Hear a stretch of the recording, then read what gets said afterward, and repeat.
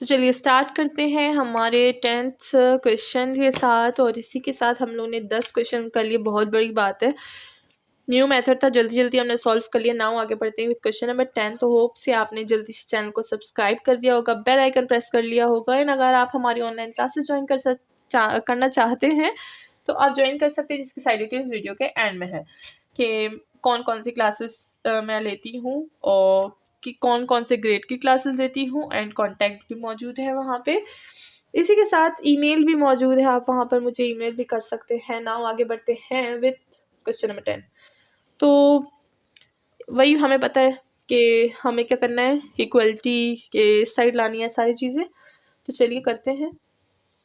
और अच्छा अब मैं क्या करूँगी, मल्टीप्लाई भी करूँगी एंड साथ में इधर भी ले आऊँगी, ठीक है। तो P square minus P Y, ठीक है, माइनस एक्स स्क्वायर माइनस, ठीक है, एक्स वाई इक्वल टू 0, ठीक है। तो हमने दोनों काम कर लिए, थोड़े से स्टेप्स बचा लिए, आगे बढ़ते हैं। अब हमें पेयरिंग करनी है। Let's pair this. इधर से हम लोग फॉर्मूला बना सकते हैं, वही फॉर्मूला जो हम लोग काफ़ी बचपन से पढ़ते आ रहे हैं, ठीक है। अब तो हम बचपन ही बोलेंगे ना, क्योंकि हम यूनिवर्सिटी के स्टूडेंट्स हो गए ना। तो ये है हमारे पास A square minus B square, so this will give us A plus B A minus B, ठीक है। एंड ये ऐसे ही रहेगा as it is equal to 0। अब यहाँ पर हम लोग अगर p कॉमन ले लें तो बहुत अच्छा काम हो जाएगा। तो डायरेक्ट p कॉमन लेते हैं, ठीक है। थोड़े स्टेप्स को हम लोग बचाते हैं। हम ले रहे हैं p, तो ये हो जाएगा हमारे पास, अगर इसको मैं पहले और इसको बाद में लिख दूँ तो भी कोई प्रॉब्लम नहीं है, ठीक है। तो ये हो जाएगा y कॉमन लूँगी, p कॉमन नहीं लूँगी, y। तो हो जाएगा हमारे पास p माइनस एक्स, ठीक है। तो अब देखें हम लोग ये दोनों यहाँ से कॉमन ले सकते हैं, इन दोनों को कॉमन ले लेंगे। Let's take the common.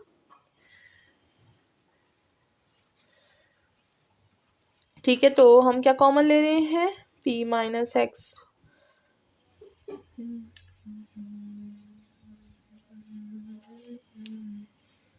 और यहाँ पर हमारे पास y बच जाएगा इक्वल टू 0, ठीक है। तो अब हम लोगों ने क्या कर दिया, कॉमन ले लिया, हमारे पास ये बच गया। तो इसको हम लोग ओपन भी कर सकते हैं, ठीक है। तो इसको मैं ओपन कर दूंगी, तो ये हो जाएगा हमारे पास p minus X p plus X minus Y equal to 0। तो काफ़ी ज़्यादा काम हमने कर लिया यहाँ पे, ठीक है। नाउ दोनों को इक्वल करेंगे 0 के।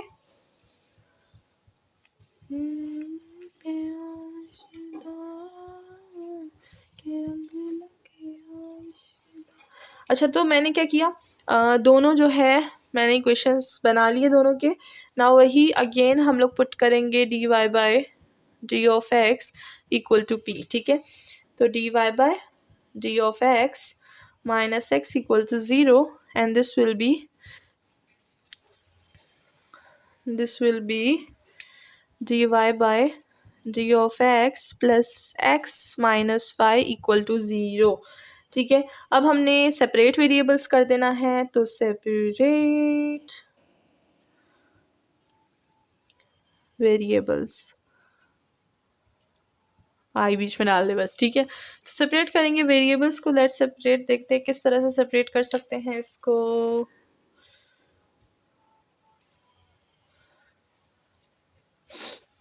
तो ये हो जाएगा हमारे पास dy minus x d of x equal to 0 and this will be dy plus x d of x, और यहाँ पर y है। तो ये जो y है, अब देखते हैं इसके साथ क्या कर सकते हैं हम। तो इसको हम लोग minus Y as it is पहले लिखेंगे, अब इसको और इसको एक साथ कर देंगे, ठीक है। तो अगर हम लोग देखें तो इसको फ़िलहाल तो हम सेपरेट करेंगे ही नहीं, ठीक है। इसके साथ हम लोग ये वाला काम करेंगे कि ये हो जाएगा d y by d of x minus y plus x. सबसे पहले अरेंज करेंगे वाई और वाई को, ठीक है, डी वाई और वाई को, फिर एक्स को अरेंज कर लेंगे। अब अगर हम देखें तो दिस इज़ द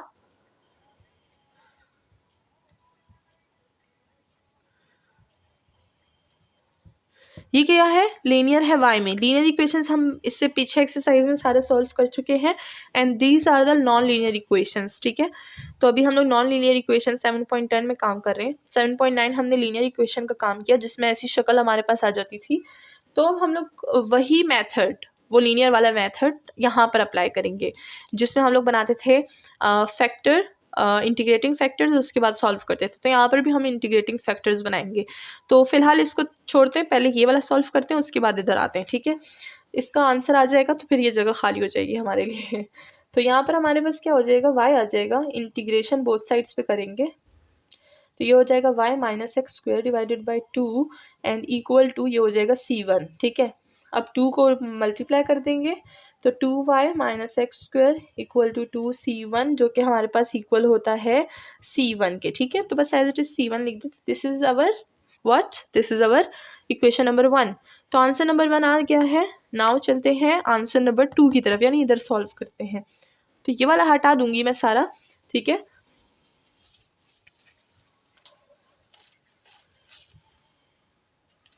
तो अब यहाँ पर काम करेंगे, IF निकालेंगे। IF पहले भी हम निकाल चुके हैं, यानी एक्सपोनेंट की पावर, ठीक है। यहाँ पर हम लोग पावर किस चीज़ में यूज़ करेंगे, ये लीनियर है y में, तो यहाँ पर हमारे पास क्या आ जाएगा, y के पास क्या है, -1 है, 1 जो दिख नहीं रहा यहाँ पे, ठीक है। तो हम लोग यहाँ पर 1 वाला यूज़ कर लेंगे। और ये जो x है ये हमारे पास माइनस में था मेरे ख्याल से, दोबारा से जो है मैं क्वेश्चन में देख लेती हूँ। हाँ, ये माइनस में था, तो ये उधर चला जाएगा तो प्लस में हो जाएगा, ठीक है।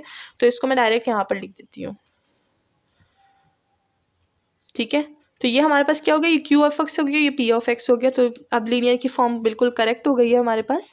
ना यहाँ पर -1 लिखेंगे, माइनस वहाँ पर लिखती हूँ मैं, 1 यहाँ पे। एंड हमें पता है कि 1 हमें देता है एक्स, ई की पावर -x जो है वो हमारे पास IF आ जाएगा।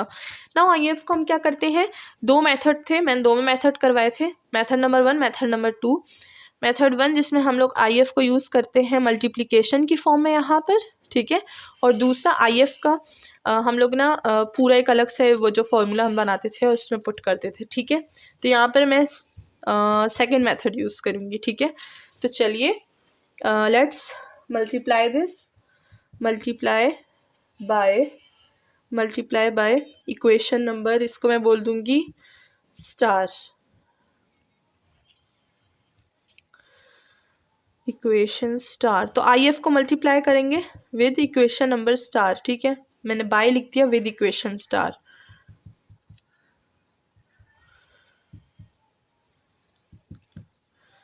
ठीक है, तो चलिए IF को मल्टीप्लाई करते हैं इस इक्वेशन के साथ। ये वाला मैं हटा देती हूँ ताकि वहां पर हम लोग सारा काम कर लें, ठीक है।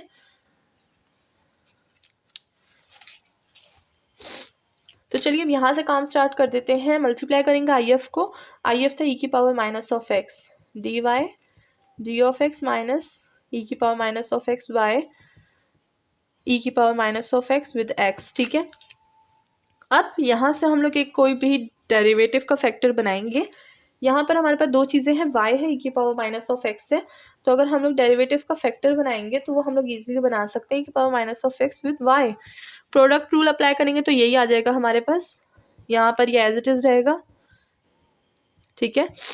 अब हमने बोथ साइड इंटीग्रेशन अप्लाई करनी है तो ये हो जाएगा हमारे पास d,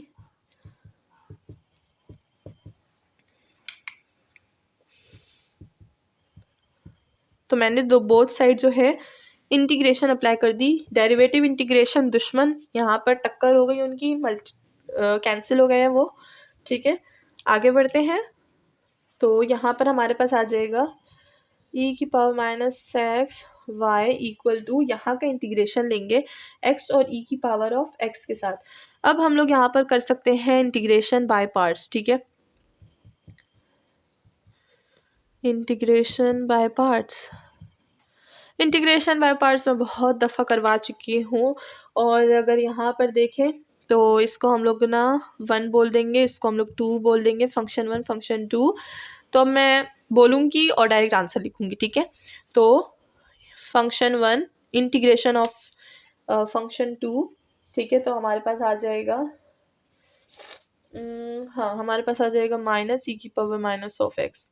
फिर आ जाएगा हमारे पास माइनस फंक्शन 1 का डेरिवेटिव 1 और इसका इंटीग्रेशन, तो ये हो जाएगा हमारे पास e की पावर माइनस ऑफ एक्स। दोबारा इंटीग्रेशन लेंगे तो प्लस से यहाँ पर माइनस बन जाएगा, प्लस कांस्टेंट 2 c2। ठीक है, तो हमने यहाँ पर integration by parts easily use कर लिया। ना आगे बढ़ते हैं। अब हम लोग ने क्या किया, हमने किया इंटीग्रेशन बाय पार्ट्स, यहाँ का काम भी कर लिया। नाउ e की पावर माइनस ऑफ एक्स को बोथ साइड हम लोग डिवाइड कर देंगे। ठीक है, तो हमारे पास जो है वो आ जाएगा y। अब इन सारी चीज़ों को हम लोग यहाँ पर शिफ्ट करेंगे। ठीक है, तो ये हो जाएगा प्लस एक्स, दोनों कैंसिल, +1 माइनस c2 e की पावर x इक्वल टू 0। तो ये हमारे पास बन गया इक्वेशन नंबर 2, यानी आंसर नंबर 2। नाउ 10 हमारे पास जो जनरल इक्वेशन है वो हमारे पास क्या बन जाएगी, general solution will be, first वाला क्या था मैं भूल गई, let's remind that x² + 2y - c1।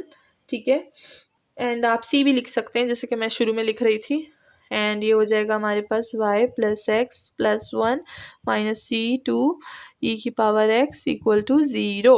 और इसी के साथ हमारा जनरल सोल्यूशन बहुत मेहनत मुशक्क़त के बाद आ चुका है। होप कि आपको समझ आ गई होगी।